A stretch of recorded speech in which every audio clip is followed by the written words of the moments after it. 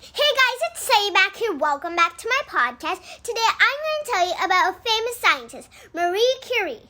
Marie was born on November 7, 1867 in Poland, Warsaw. Her father was a professor and taught physics and mathematics, while her mother ran a girls' school. Marie was a bright student and she did very well in her education. But she wanted to go to a university, but the one in Warsaw did not allow women. So, Marie and her sister Brunislava studied in secret. But they noticed that this was not enough.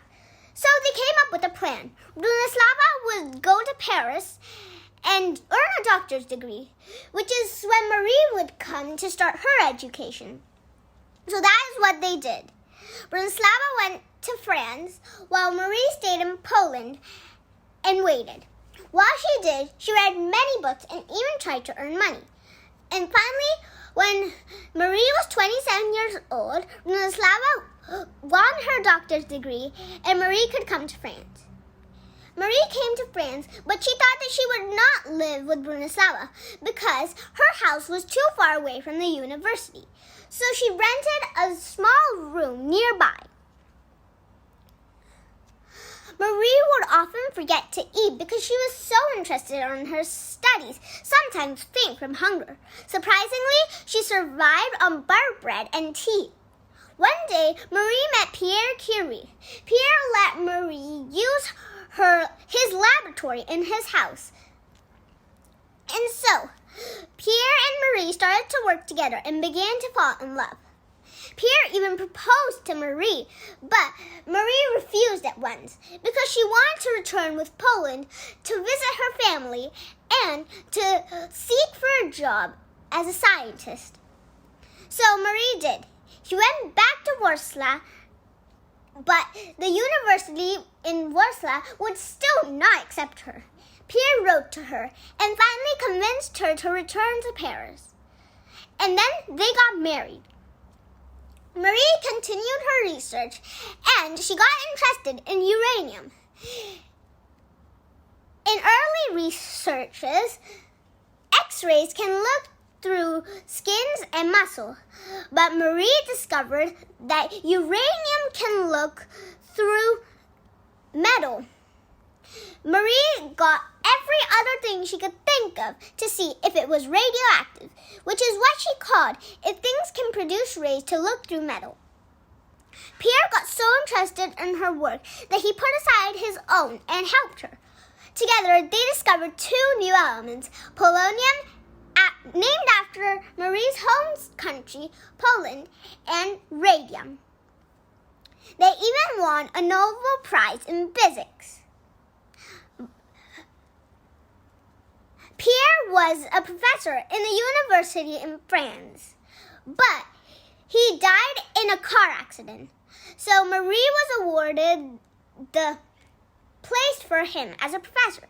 Marie accepted, but she was also awarded a place in the school in Warsaw.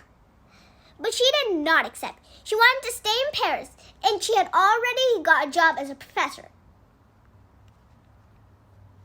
Marie then, in 1911, won a second Nobel Prize for chemistry. Marie Curie was the first person in history to win 2 Nobel Prizes in 2 different sciences. Marie continued her research until World War I, which is when she made a productive X-ray that saved the lives of wounded soldiers. But Marie then got very ill from long exposure to radioactivity without any protection.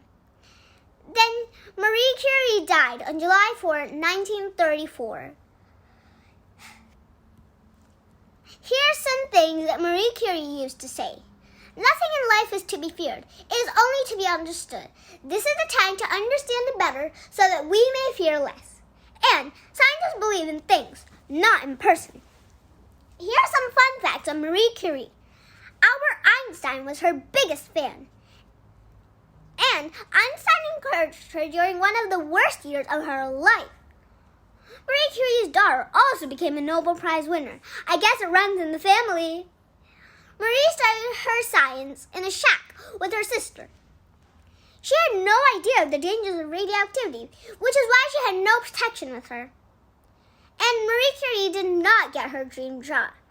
I know, right? You probably thought that her dream job was to be a scientist, but it wasn't. It was something else. And Marie started alone in her research, even when she got married. Here are more quotes from Marie Curie.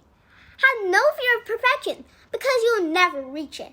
And never to let oneself be beaten down by persons or by events. Oh, and remember, be less curious about the people and more curious about ideas.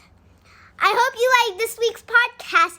Keep it tuned and tune in for the next one. Bye! See you next time.